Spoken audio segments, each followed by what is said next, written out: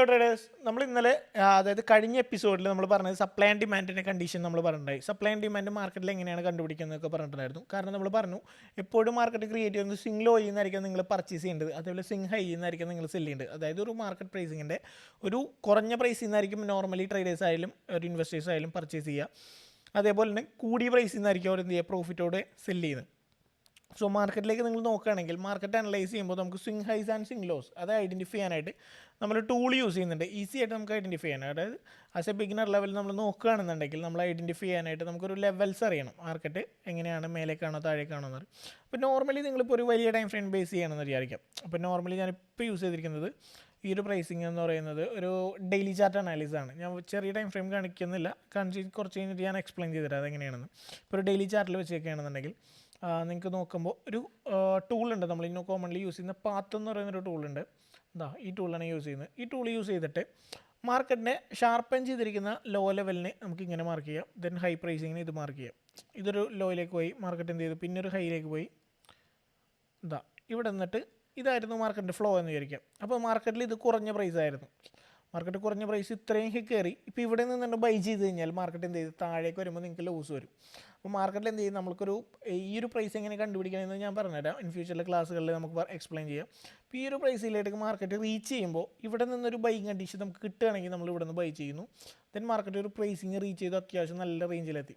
So ഇതിനൊരു retest അല്ലെങ്കിൽ ഒരു ഡൗൺ മൂവ്മെൻറ്റ് വരുമ്പോൾ ഡിസ്കൗണ്ട് പ്രൈസ് മാർക്കറ്റിൽ അനലൈസ് ചെയ്തിട്ട് അവിടെ നിന്നായിരിക്കും നമ്മൾ അടുത്ത ട്രേഡ് അതിൽ ബൈ കാര്യങ്ങൾ ട്രേഡിലോട്ട് ഇനീഷ്യേറ്റ് ചെയ്യാം.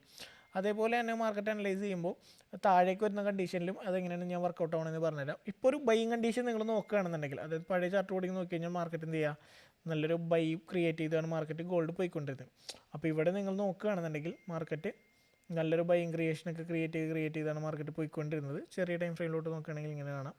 അപ്പോൾ മാർക്കറ്റ് എപ്പോഴും ഒരു ഹൈ ക്രിയേറ്റ് ചെയ്തു, ദെൻ ഒരു ലോ ക്രിയേറ്റ് ചെയ്തു, ദെൻ ഒരു ഹൈ ക്രിയേറ്റ് ചെയ്തു, ലോ ക്രിയേറ്റ് ചെയ്തു, ഇങ്ങനെയാണ് മാർക്കറ്റ് പോയിക്കൊണ്ടിരുന്നത്.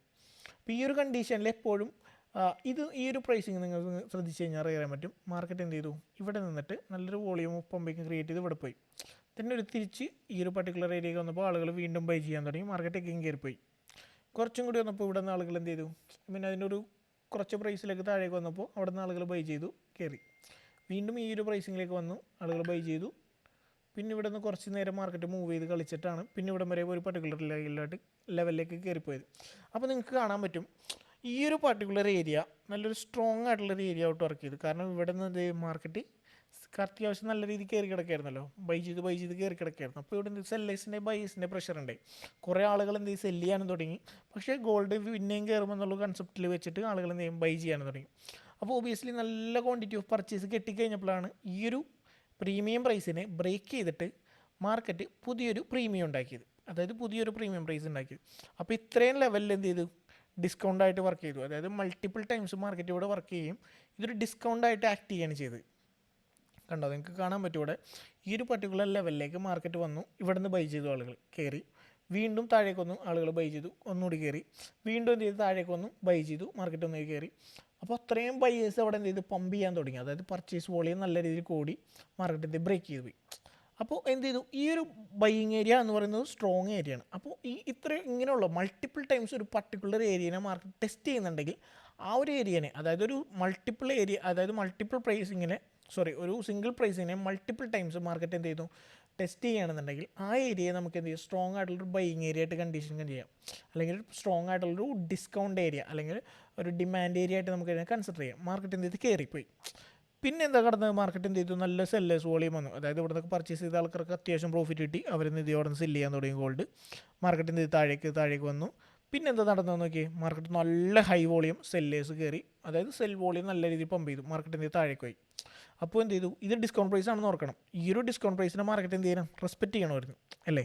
മാർക്കറ്റ് ഇവിടെ വന്നു കഴിഞ്ഞപ്പോൾ ഇവിടെ നിന്നിട്ട് ആളുകൾക്ക് ബൈ ചെയ്യാനുള്ള ടെൻഡൻസി ഉണ്ടാവണമായിരുന്നു. പക്ഷേ നല്ലൊരു വോളിയം ഓഫ് സെല്ലേഴ്സാണ് മാർക്കറ്റിലേക്ക് പാർട്ടിസിപ്പേറ്റ് ചെയ്ത്, ബയേഴ്സിനെ അപേക്ഷിച്ച് നല്ല വോളിയം ഓഫ് സെല്ലേഴ്സ് കയറി. സോ സ്വാഭാവികമായിട്ട് നമ്മൾ പറഞ്ഞു ദെൻ സെല്ലിംഗ് വോളിയമായി കയറി. അപ്പോൾ ഡിസ്കൗണ്ട് പ്രൈസ് എന്ന് പറയുന്നത് ഇതായിരുന്നു ഇത്രയും നാളുണ്ടായിരുന്ന ഡിസ്കൗണ്ട് പ്രൈസ്. പുതിയ ഡിസ്കൗണ്ട് പ്രൈസ് ഇവിടെ എന്ത് ചെയ്ത് ക്രിയേറ്റ് ചെയ്തു. നേരത്തെ എന്ത് ചെയ്തു, ഒരു പ്രീമിയം നമുക്ക് ഇവിടെ ഉണ്ടായിരുന്നത് മാർക്കറ്റ് എന്താണ് ചെയ്തത്, അവിടെ ബ്രേക്ക് ചെയ്ത് മാർക്കറ്റ് മേലെ കയറി പുതിയൊരു പ്രീമിയം ക്രിയേറ്റ് ചെയ്തു. ദെൻ താഴേക്ക് വന്നു. അപ്പോൾ നോർമലി നമ്മൾ എന്ത് ചെയ്യും, നോർമലി ഈ ഒരു പ്രൈസിൽ എത്തിക്കഴിഞ്ഞാൽ ആളുകൾ ബൈ ചെയ്യാനുള്ള ടെൻഡൻസി ഉണ്ടാവണം. പക്ഷേ മറിച്ച് അവിടെ ആളും ബൈ ചെയ്യാനുള്ള ടെൻഡൻസി ഉണ്ടായില്ല. കാരണം മാർക്കറ്റ് എക്സ്ട്രീം നിൽക്കുകയായതുകൊണ്ട് എല്ലാവരും ആ പ്രോഫിറ്റോട് കൂടി സെല്ല് ചെയ്യാനാണ് തുടങ്ങിയത്. അപ്പോൾ ഈ ഒരു മാർക്കറ്റ് എഗെയിൻ താഴേക്ക് പോവുകയാണ് കണ്ടത്. ഈ ഒരു പർട്ടിക്കുലർ ഏരിയ റീച്ച് ചെയ്തിട്ട് താഴേക്ക് പോകുന്നു.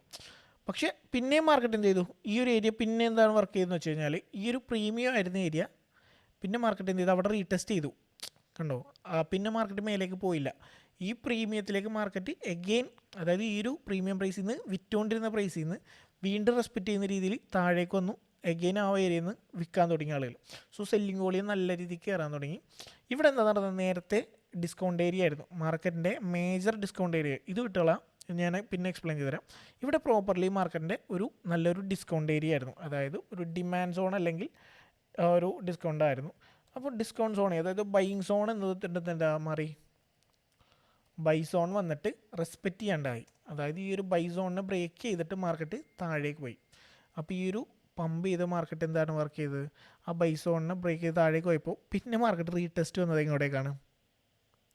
ആ ഒരു ഡിസ്കൗണ്ട് നടന്നു, അതായത് ബൈയിങ് സോണിനെ പിന്നെ ഇതെന്ത് ചെയ്തു, സെല്ലിങ് സോണായിട്ട് വർക്കൗട്ട് ചെയ്യാൻ തുടങ്ങി. മാർക്കറ്റ് തിരിച്ചു വന്നു, ആ സെൽ സോണായിട്ട് മാറി. അതായത് ആ ഒരു ബൈ സോൺ വന്നിട്ട് സെൽ സോണായി മാറി. അവിടെ നിന്നിട്ട് മാർക്കറ്റ് എന്ത് ചെയ്തു, താഴേക്ക് ഡ്രോപ്പ് ചെയ്തു. ഇതാണ് ഇപ്പോൾ ഇവിടെ നടന്നിരിക്കുന്ന കണ്ടീഷൻ. അപ്പോൾ ഈ ഒരു കണ്ടീഷൻ നിങ്ങൾ നോക്കുകയാണെന്നുണ്ടെങ്കിൽ അത്രയും നേരം ബൈയിങ് ഏരിയ ആയിരുന്നു ആ ഒരു കണ്ടീഷൻ.